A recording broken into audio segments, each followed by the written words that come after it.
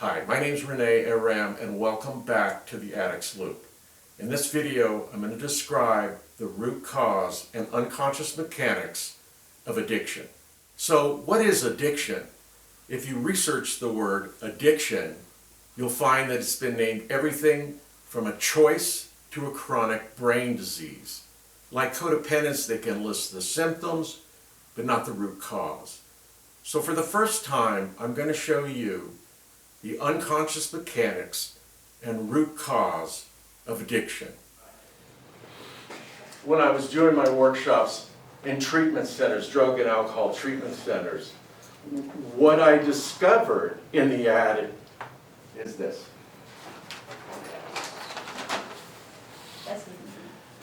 The addict has both roles and rotates them. So you understand the guys looking down here, right? Conscious, unconscious, both roles. Now, one of the roles is usually dominant. For instance, you might meet an addict that has a dominant controller role, but they've got that dependent role in the back seat. Okay? You might meet an addict that has that dependent role at point, but that controller's in the back seat. So what happens to the addict is he pulling in, grab both of these codependent roles. For instance, the addict might have, mother might be a controller, right? That plays into the dependent role. His boss may be a controller. His sister's a controller. Over here, his controller role, his little brother, he's the controller playing off his little brother's dependent role. Or, his dad is the dependent.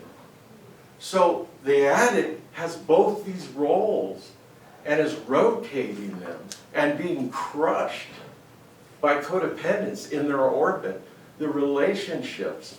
So it's getting the destructive loop from both sides, from both of these dependent and controller roles. The addict unconsciously attempts to recreate the codependent dynamic in himself, herself, using addiction fixes. Now, look at what's happening here. The addict has both roles in their unconscious. Both roles are separated. And what I find is that, for instance, the first 10 years of an addict's life, one of these roles will show up. By 2 to 10, they may be the dependent role, needy, broken, baiting that controller to come rescue them, people pleasing, right? And then somewhere after that, between 11 years old up into their teens, they rotate and the other role will show up. That controller role will show up. It's in a child that only has that dependent role, that's all you're going to see. Or if they have that controller role, that's the only role you're going to see. But this rotation, when they move into the other role, I think we have to become aware of it, and we have to start counter-conditioning the codependence in the addict child and start getting them back into their core and keeping them out of the two roles. Now, this is what I believe happens, is that unconsciously, the addict has both these roles when that dependent role in the addict feels less than, needy, broken, and that controller role feels out of control, powerless. It can't create that high between the two roles in there. They're separate. And so what the addict does is goes outside of themselves for a fix. The fix, the euphoric fix, think of these as two helium balloons. The controller rises up to feel powerful and in control. That dependent role is rescued by the euphoria from whatever fix it is. Feels safe and connected. Basically, the addict has the addict's loop in their unconscious 24/7. The couple that just has a controller dependent create the loop between them in the relationship, and it gives you the illusion of addiction. When the relationship ends or they learn to set boundaries, it dissipates the loop and they kind of go back into their core selves. That's why you might see, and this is where I believe substance abuse, you can be a controller or a dependent and abuse drugs, and you may die from it, but you will never cross the bridge into full-blown addiction because you don't have both roles. So that happens between the two codependent roles in a relationship. They create the loop between them. And the loop finally fills enough with repressed pain in the relationship to destroy the relationship. During that time, when this loop is being fueled, but someone in the relationship could start using like they're an addict. You've seen people get together in a relationship and they might gain 150 pounds during the relationship. They're eating because the pain is rising in this loop and they've got to numb it out. All right? So what happens is when the relationship ends, they find they can go back to their normal size. And so it's almost like the illusion of addiction between these two codependent roles when they come together. They almost experience a temporary addiction, which sounds confusing, but they get the effects of addiction. But when the relationship ends, it's almost like, wow, what was I drinking so much? Yeah, go ahead. The person who has inherited both roles, let's say it's me, right?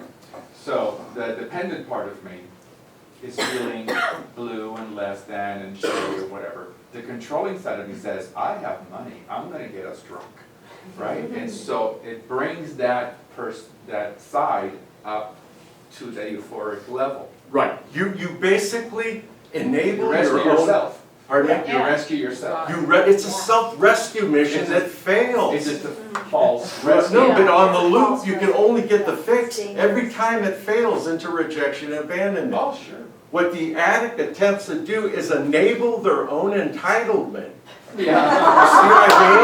Right, I deserve to be happier. No, but that controller believes they can control that substance. Okay, and it falls into that enabling. That entitlement is that black hole of addiction that is created between them. And that's why you'll get somebody fixing, and says, why are they drinking themselves to death? Because that controller believes they can control that substance just like they can control that dependent. Do you see? Does everybody understand that? So then if you're an addict and you have both of those in you and then you stop drinking, then what are you now? Are you the controller or you're the You have both, and this is what happens after you drop the drugs, you get sober. Those two roles are still being fueled. And this is what I believe relapses the addict, because these two roles are not targeted and treated. So you have the addict has this loop, right? The addict's loop in the unconscious that they use as a coping mechanism, right? Everything's about that fix. How do I cope with things? I need to fix it. There is no practical solution because the roles want to create a fix. That controller believes they can fix that dependent, and that dependent believes that they will be rescued by the controller to create that euphoric high fix.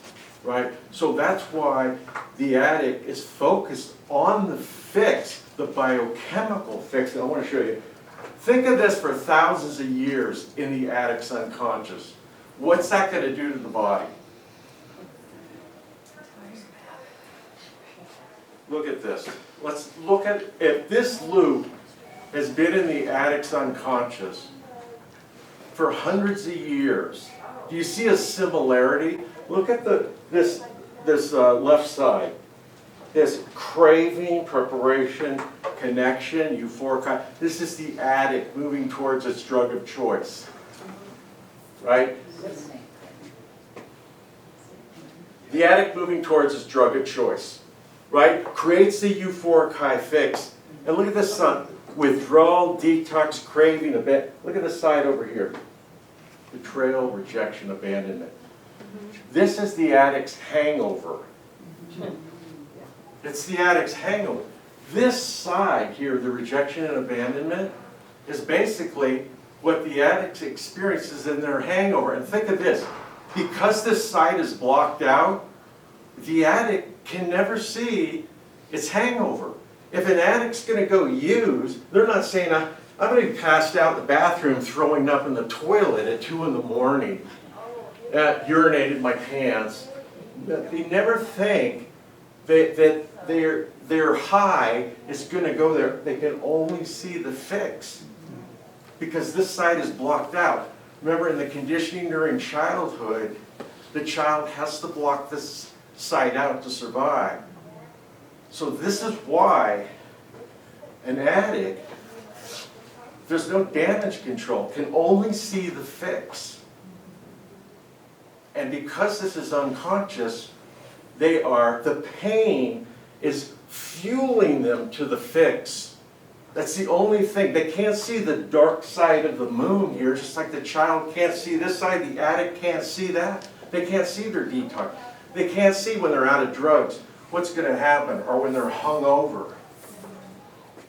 In my next video, I'll show you how codependence and addiction travels through our family system, generation to generation. My name is Renee Aram, and this is the Addicts Loop. Until next time.